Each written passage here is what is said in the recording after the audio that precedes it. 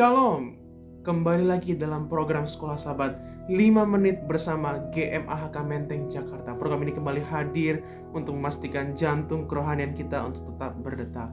Sepanjang pekan ini, kita telah mengetahui, sedang belajar dan akan belajar dari satu kisah Nabi yang sedang gelisah, yaitu Yunus, di pelajaran hari Rabu dengan subjudul Misionaris yang Marah dan Gelisah. Di pasal yang ketiga dari kitab Yunus, kita telah mempelajari bagaimana akhirnya Yunus membulatkan tekadnya untuk pergi ke Niniwe untuk mengabarkan pekabaran Injil, sehingga semua penduduk kota Niniwe, dari raja kota Niniwe sampai ternak sekalipun, mereka berpuasa, berkabung, dan bahkan bertobat. Dan akhirnya Tuhan menyesal untuk menghukum mereka, tetapi pada akhirnya Tuhan mengabulkan pertobatan mereka. Puji Tuhan, seharusnya seperti itu bukan? Tapi pada saat ini kita mempelajari di dalam Yunus pasal yang keempat. Yunus marah, saudara-saudara sekalian, Bapak Ibu. Bagaimana dia bisa marah?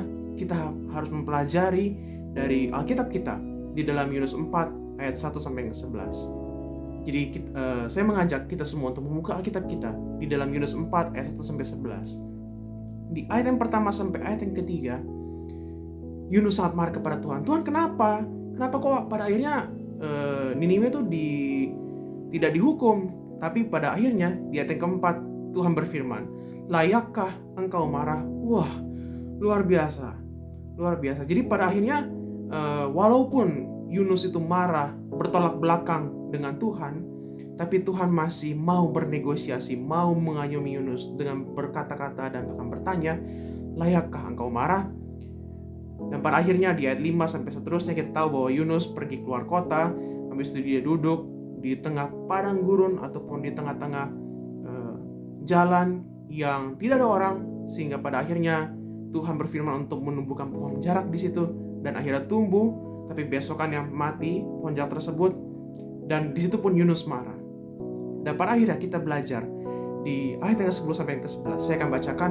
Lalu Allah berfirman, engkau sayang kepada pohon jarak itu, yang untuknya sedikit pun engkau tidak berjerih payah, dan yang tidak engkau tumbuhkan pula, yang tumbuh dalam satu malam dan binasa dalam satu malam pula. Bagaimana tidak aku akan sayang kepada Niniwe, kota yang besar itu, yang berpenduduk lebih dari 120.000 orang, yang semuanya tak tahu membedakan tangan kanan dari tangan kiri, dengan ternaknya yang banyak. Jadi di sini Tuhan ingin mengajarkan kepada Yunus dan bahkan kita semua, bahwa semua ciptaan yang Tuhan ciptakan di ini memang berdosa, tapi Tuhan menyatakan bahwa ada kasih karunia bagi umat-umat yang berdosa, termasuk kita yang membaca pada saat ini dan yang mendengarkan Sekolah Sahabat 5 menit. Dan pada saat kita melihat peristiwa Yunus marah, ini adalah bukti pengikut Allah sejati. Bahkan para nabi mungkin memiliki beberapa hal yang dikembangkan dan ditentukan namun belum dilakukan. Jadi mungkin Yunus di sini pergumulan itu soal kemarahan ya, mungkin kebimbangan. Mungkin saya ataupun Bapak Ibu ataupun saudara-saudara mungkin mempunyai sesuatu hal yang mengganjal yang sama, yang membuat kita mungkin bertolak belakang pada Tuhan ya. Tapi di sini kalau misalnya kita pelajari mungkin secara logika, kita mengerti bahwa mungkin saja Yunus bisa saja dicap sebagai nabi palsu, karena hal tersebut yang dinyatakan oleh Yunus tidak terjadi. Yaitu Yunus mengatakan bahwa kota Niniwe dalam 40 hari akan ditunggangbalikan. Mungkin Yunus hanya berfokus kepada kota Niniwe akan ditunggangbalikan, tapi Yunus lupa bahwa kalau misalkan Niniwe bertobat, hal itu tidak akan pernah terjadi. Makanya kita pelajari juga di dalam Lukas 9:51 sampai 56 ada hal-hal yang mirip, ada kisah yang mungkin paralel, kita bisa baca di rumah kita masing-masing, tetapi pada akhirnya kita mempelajari dalam Yohanes 3:16.